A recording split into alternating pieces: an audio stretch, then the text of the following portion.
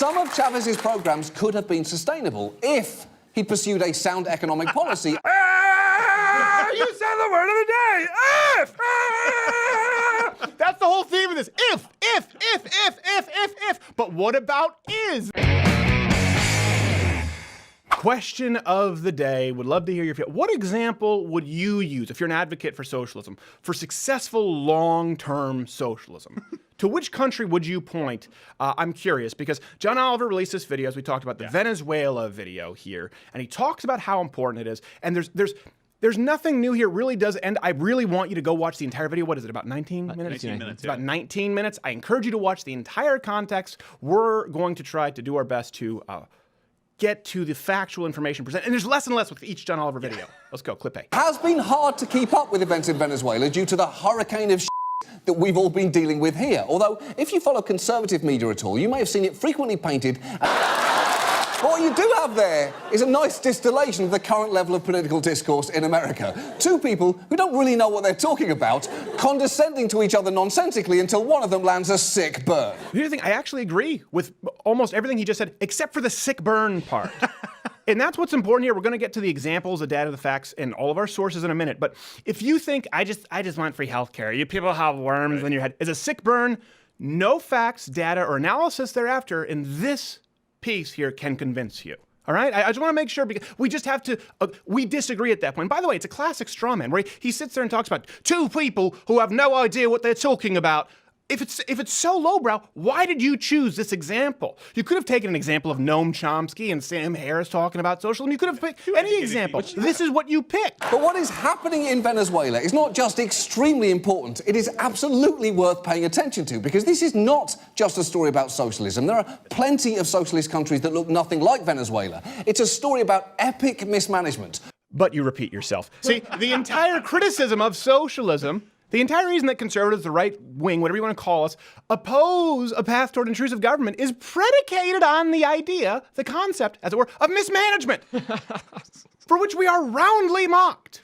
It's almost like capitalism designed to prevent. Yes, it's almost as though it's designed to prevent it. Now, here's the thing. You don't even have to believe that capitalism is correct to agree with me when I say that conservatives and capitalists fear that socialism, we believe socialism to result in gross mismanagement. Even in the United States, by the way. So socialism or government bureaucracy plus time equals mismanagement, equals failure. See examples in healthcare, social security, education, and banking. John Oliver goes on, he goes on to say there are plenty of socialist nations, or he said it in that clip, I think, that look different from Venezuela, implying success. Now, I thought, and we've talked about, I thought he was going to point to the Nordic model, as so many leftists do. He didn't even attempt to do that. For a little while, it looks like it's working, until you run out of people's money. Until the Danish Prime Minister says, we're not socialists. Bernie Sanders, please shut up. You can call it democratic socialism, you can call it national socialism. There is no good socialism. That's the only constant, and it always results in mismanagement. Let's see. And I've said this before when we've covered what's going on in Venezuela. It is not one thing. It is not just the fact that it's a socialist country. It is a number of factors that played a role in the economic downfall of the country. But I'm not saying that we all want to live in communist, or the Soviet Union or China. Terrible, terrible things happen there. But that's what we always revert to. We say, well, is it not possible that we could, for a start, they didn't do it properly. They ignored it. That's what everybody says, but no one's ever done it properly. Sick burn. So they inevitably point you to the next brand of socialism, which will work, or the next leader who will do it better. That's why we've seen all of our current leftist leaders. Now, I'm not talking about extremists. I'm talking about your political leaders. Your favorites. The platform. Your all-stars. The platform representatives for the DNC praising all the previous socialist and communist dictators who ended up being awful, terrible people.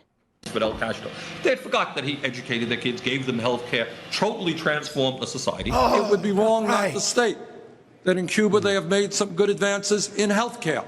They are sending doctors all over the world. Band-Aids. They have made some progress in education.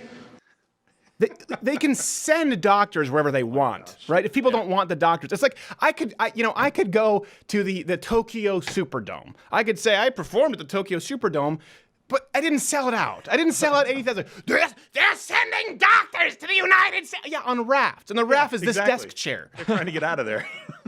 And you saw, of course, we have the B-roll here of Obama in front of Che and the whole revolution there where he was sitting. It's just like, oh my gosh, let's be reverent to a man who said before the UN that they would execute without trial. And by the way, hated black people, thought they were lazy and deserving of death. Again, you look back, they were praising all these socialist leaders, right? And people, well, those are, we're talking about Castro. But matter of fact, guess who found himself amongst their figureheads worthy of praise?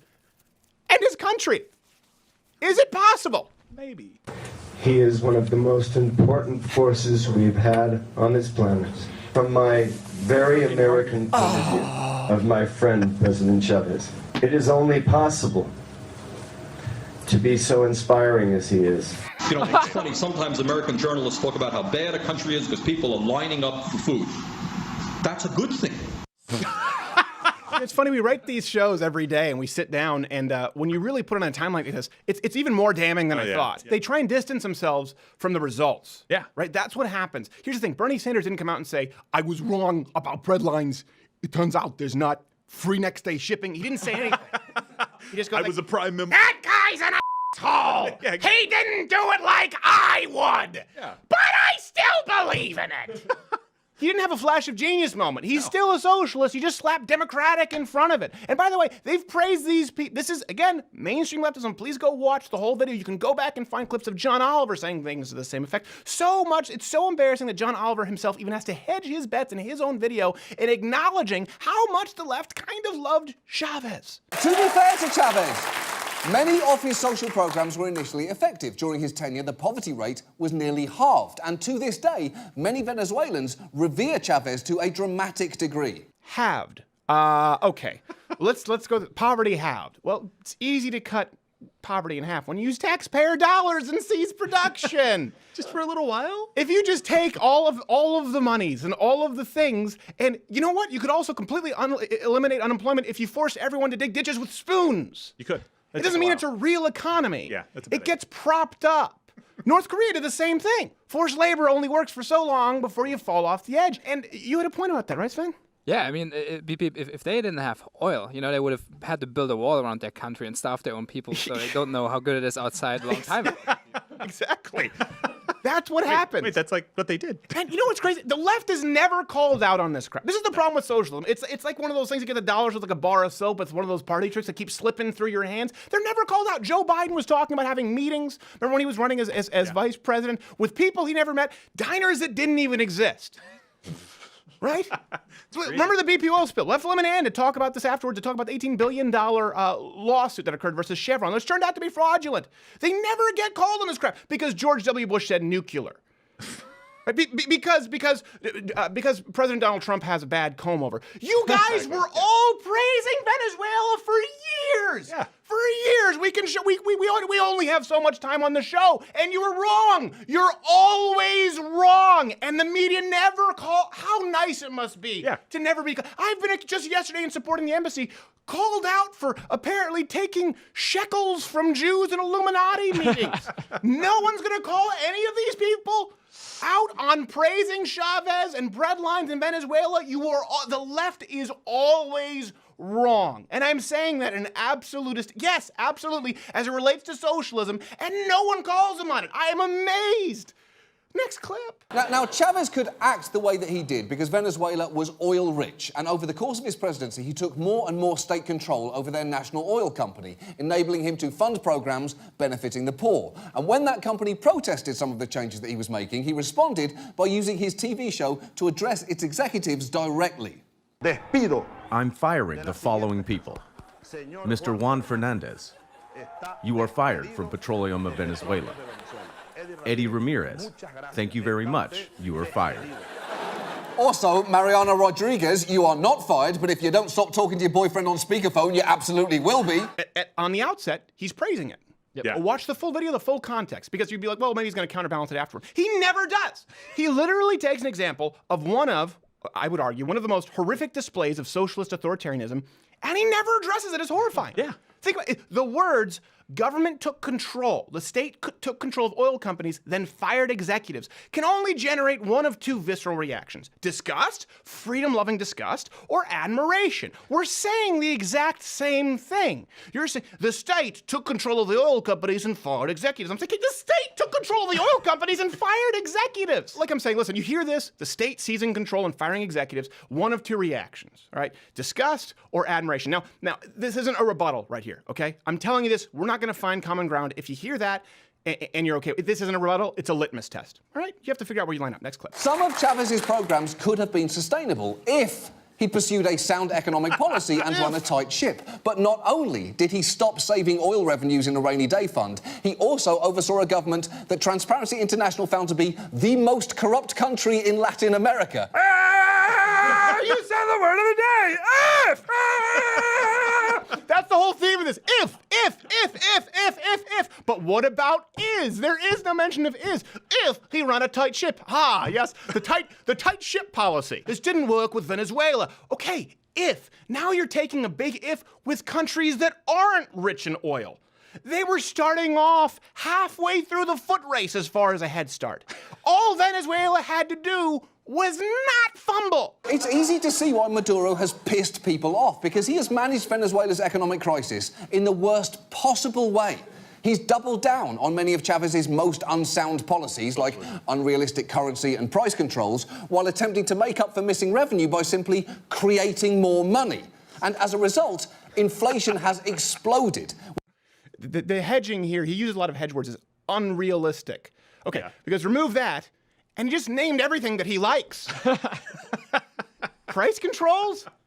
Democrats. And I'm not just saying liberals, progressives. Democrats, okay, for people out there who are like, I'm a classical liberal. No, you're not. Democrats have actively supported price controls for college. For years. Bernie Sanders calling for price controls on pharmaceuticals. Unrealistic, printing more currency. Printing more currency? Obama's economic philosophy was based on quantitative easing. Look at me, this is from Obama. The Fed's mandate, my mandate, is to grow our economy, and that's not just good for the United States, that's good for the whole world. The worst thing that could happen in the world economy is we end up stuck with no growth.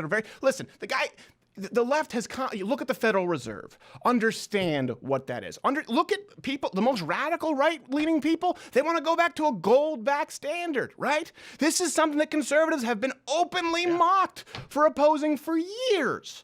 Printing of more cash. It's a fundamental premise of the left, right, as far as Keynesian economics. By the way, I learned Keynesian economics in college. Never once read Adam Smith. Never once read Hayek. Who'd have thought? Maybe John Oliver and I went to the same college. Probably not. All right, next clip. And those shortages have had some terrible consequences. Yes. This food shortage is widespread. Over the last year, 3/4 of the population has lost an average of almost 20 pounds. Look how fat I used to be. This is how many holes I had to make in my belt on the Maduro diet. Yes, the Maduro diet. That is actually now a commonly used phrase in Venezuela. And it's a very healthy sounding term for a truly horrifying situation. Well, okay, hold on a second. That guy looks not bad. He must have been really fat. Back to picking the wrong examples again. Yeah. Well, so he just, starvation. Okay, here's where we can find common ground, right? We all agree starvation is bad. Good, there we go. But why is there starvation? Why are there food shortages? What did the government do with food?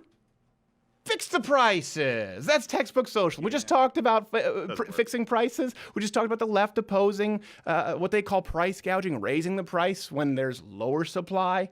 This results in chronic shortages because the price is set too low. He literally, after this, just goes on to make fun of Maduro and attack him for eating an empanada on air. It's a 19-minute video. I highly recommend that you go and watch the entire thing. There's almost no continuation as far as criticism. It's easy to find. It's at the top of the trending list. It's at the top of the trending list. As far as continuation of the policies, any criticism. Now, why? Why is there no continued criticism of the policies? It goes on to talk about what a jerk Maduro is.